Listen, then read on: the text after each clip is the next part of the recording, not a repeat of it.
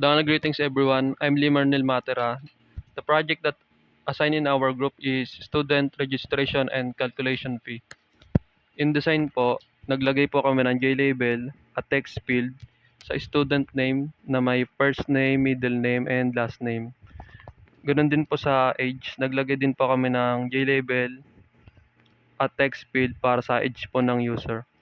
Sa gender naman po, we put J-label, name, gender, and nag-add po kami ng J-radio button ng male, female, at other. Sa select your courses and services po, naglagay po kami ng J-label para sa title. Naglagay po kami ng checkbox para sa math, science, history, English, physical education, PhD, CCS 101, 102, 103, Web Technology, Read 101, PSY. Sa services po, ganun din po. May transportation, hostel accommodation, CWTS, ROTC. Sa list transaction at selected course and services, naglagay po kami ng J-scroll pane at sa loob nito ay meron itong JText area.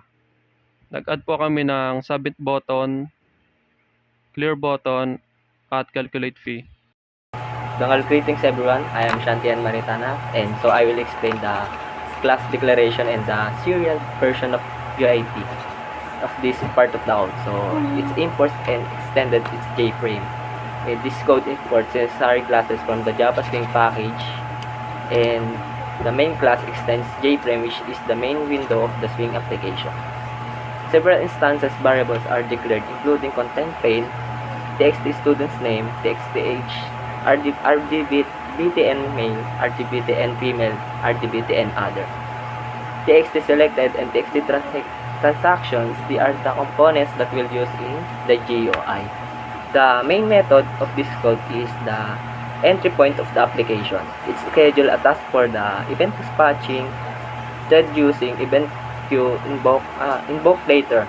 This is done to ensure the Swing components are accessed and updated on the event. Dispatching threads, which is the threads responsible for handling events such as input user, and I will explain the constructor. So the constructor initialize the GUI components and set up the window. Set default close operation. The JFrame do not thing on close is used to prevent the default close operation such as a custom window closing behavior can be implemented. So the window listener. So a window listener is added to handle the window closing event inside the window closing method of the adapter. A confirmation dialog is displayed asking the user if they are sure they want to exit. If the user confirms, select yes. This post is called the JFrame, which is close the window. JFrame property setting. Set bounds 100, 100, 1157, and 780. Adjust the frame's dimensions and orientation. Content pane is equal to new JPanel. This functions generates a new JPanel to serve as frame's context area. The content pane can have empty border around it by using content pane that send border, new empty border 5, 5, 5, and 5.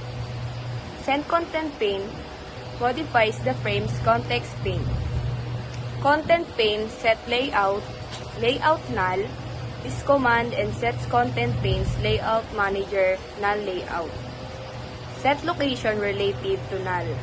Moves the frame to the middle of display, including elements in the content window.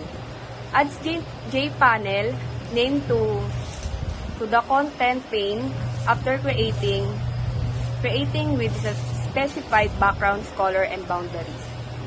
Adds a JPanel with the name LBL student name to content pane, customizing its text, color, font, and limits. Add a JText field with the name TXT student name, specified columns, limits, and font. To the content pane, adds JLabel with the name LBLH to the content pane and sets its text, colors, font, and limits. Adds a JText field called TXTH to the content pane after setting its font, limits, and columns. Creates and adds JRadio buttons with defined bounds to the content pane for the gender selection. Selection option, male, female, and others. Action listener with radio button for male. Affixes an action listener to the radio button labeled RDBTN male. The action performed with method is called with the male radio button is clicked. The female and other radio buttons are contained in array defined by the action perform method called radio buttons to toggle. To unchecked and female other radio buttons, if the male radio button is chosen, a method called toggle check is called passing in the radio buttons to toggle array and false as parameters to check the female and other radio buttons. Toggle check with the true is called the male radio button is not chosen. Unchecked. This code essentially creates a JFrame with the text fields, radio buttons, and label its components. It order ensure the only one gender can selected at a time. It also incorporates logic to manage interaction such as when the male radio button is clicked. Property settings for JFrame. Set bounds 100, 100, 1157, and 780 modifies the size and orientation of the frame. Content pane is equal to JPanel, creates a new JPanel that will be used as the content area of the frame. This code essentially creates a JFrame with the text fields, radio, buttons, and label its components in order to ensure that only gender can be selected at a time. It also incorporates logic to manage interactions, such as when the male radio button is clicked. Greetings everyone, my name is Clatelo P. And I'm from 1IRC, and let's talk about the describe GUI setup radio buttons level. Female and others are configured with action listeners that ensure only one of male and female and other can be selected at a time by deactivating the unselected options. Checkboxes are utilized for user to select courses and services. Each checkbox carrying a unique fee as a client property with a method called manage object checkbox controlling the selection process and updating a transaction list accordingly. Finally, a label is designated to display a summary of all selected items and their associated fees, providing a dynamic list of transactions as users choose various courses and services. Thank you very much. Greetings everyone, my name is Jenny Lavinia from 1ICTC. So this is the installation and style of bottoms, and you are constructing an instance of JButton with the level submit called bottom submit.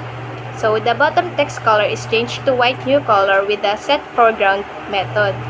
So the next one is the bottom's backdrop color is changed to dark green tint by using the set background method. So the next one is the action listener sign up.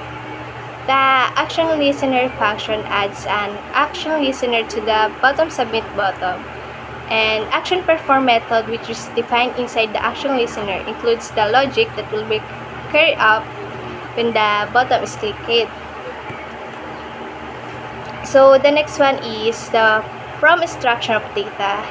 So into JText fields text student's name likely for the student's name and text age likely for the student's age to retrieve the text that user input. So to eliminate leading or trailing white space from the input strings using the tree method. The next one is grouping the gender radio. To group the gender radio bottoms, region button male, region button female, and region button other. We construct a bottom group called gender group.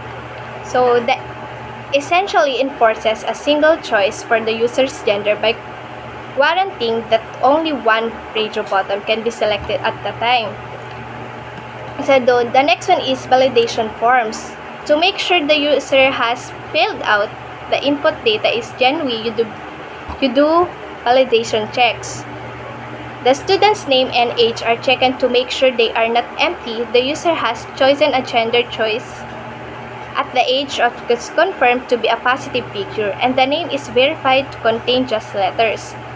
Additionally, you use checks boxes to see if any courses or services has been selected. So, punta tayo sa J-Option panel at the several points during the form submission process. So, the user can receive feedback via J-Option panel's dialogues. J-Option panel is used to display a warning or error message that event that any mandatory field is empty, or the input doesn't not match specific requirements. And upon completing the form and clicking the submit button, the user will receive a notification congratulating them on their formal registration. And additionally, J-Option panel dialog the user registration details, name, age, and gender are show as confirmation. That's all. So, greetings everyone, my name is Jerome Lorenzo. So, now I will discuss the settings of UI elements. So, first of all, ito yung J-label, yung may full name siya. Tapos, yung J-text field naman, yun yung lalagyan mo ng name. Tapos, yung J-radio button, ito yung nasa gender. Yung checkboxes naman, ito yung mga nasa courses, tsaka yung nasa select services.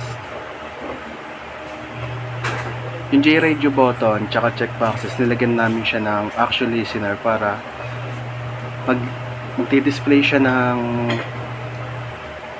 mga napili mong select courses tsaka select services, na magdi-display siya dito sa JText field, which is eto, nasa list of transactions and select courses and services.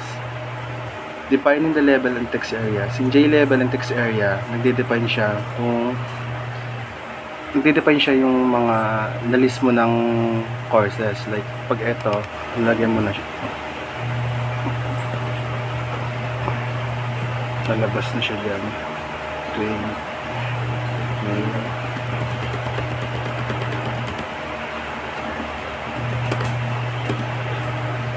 Ayan. Lumalabas yung mga napili mong courses. Tsaka yung mga yung mga fees. Ayan, yung mga price niya. Then yung J-scroll pane, ito yan.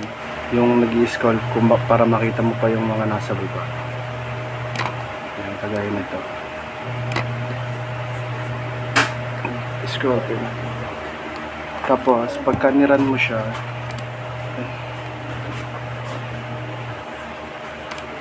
i-click mo siya, tsaka may lalabas yung J option, no? Congratulate ka na registered ka na. So, ayan. I am Manguera Lorraine Ann, and we develop a Java Swing GUI application, student registration and fee calculation. I'll explain how these functionalities could be implemented. We start by creating JCheckbox components for each courses available. We add these checkboxes to the panel, then we implement an action listener for each checkbox to detect when it's selected. Upon selection, we append the name of the course to a JText area designated for displaying selected courses. Then similarly, we create JCheckboxes for additional services like transportation and hostel accommodation. We add action listeners to these checkboxes to handle their selection events. Upon selection, append the name of the service to the JText area displaying the selected services. Then we have JText fields for user to input their name and age. We implement validation checks to ensure that the inputs are valid, like non-empty name and valid age. And if the inputs are invalid, Display an inappropriate J option pane message. Invalid age. Please enter a valid age. Next is we implement a J button label, calculate fee, and we attach an action listener to this button. When the user click it, compute the total fee based on the selected courses and services, and it will display the total fee in a J option pane dialog. Then in the transaction details, we maintain a data structure array list to store transaction details. It will update whenever a transaction occurs. Then display the transaction details in a JText area designated for this purpose. And last is the clear button. We implement a J button labeled clear and we attach an action listener to this button. When the user click it, it will reset all input fields and clear the JText areas used for displaying selected courses, selected services, and transaction details. Good morning everyone. So explain natin kung part ng code na to. Ang part ng code na to ay use niya is para isang option lang ang pili ng ating user. And dito naman sa part na to is part ng code na to. Ang ginagawa niya ay para ma-extract yung mga i-enter ng user sa text field at ma-store ito. So dito naman sa part nito, matapos mapili ng user ang kanyang nais na course and services, ma-automate yung code. Yan. And it will automatically appear sa mga text selected.